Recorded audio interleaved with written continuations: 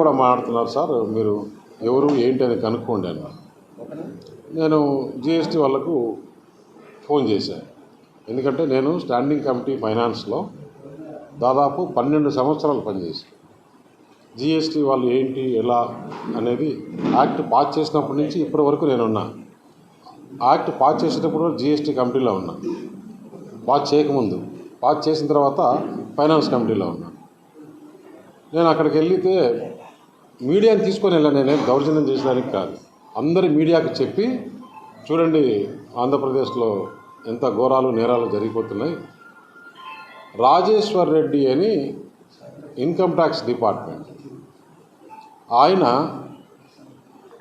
State deputation పైన తెప్పించుకున్నారు. రాజేశ్వర్ రెడ్డి ఆయన government of India employee అయితే స్టేట్ గవర్నమెంట్ డిప్యుటేషన్ మీద వచ్చాడు. ఆయనకి ఒక డిపార్ట్మెంట్ హెడ్ పెట్టారు, AP state director of revenue intelligence అంట. జిఎస్టీ అనేది స్టేట్ పరిధిలో రాదు.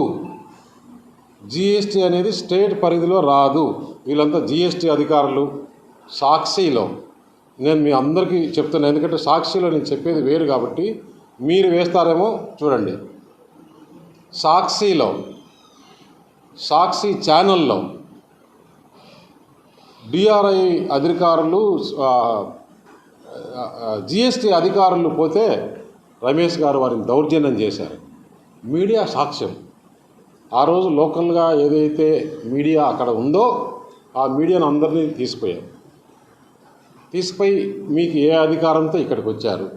జిఎస్టీ చెక్ చేసే అధికారం మీకు లేదు.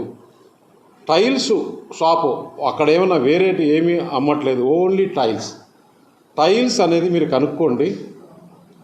ఫ్యాక్టరీలో నుంచి బయటకు వచ్చేటప్పుడే జిఎస్టీ కట్టితేనే ఫ్యాక్టరీలో నుంచి బయటకు వస్తుంది.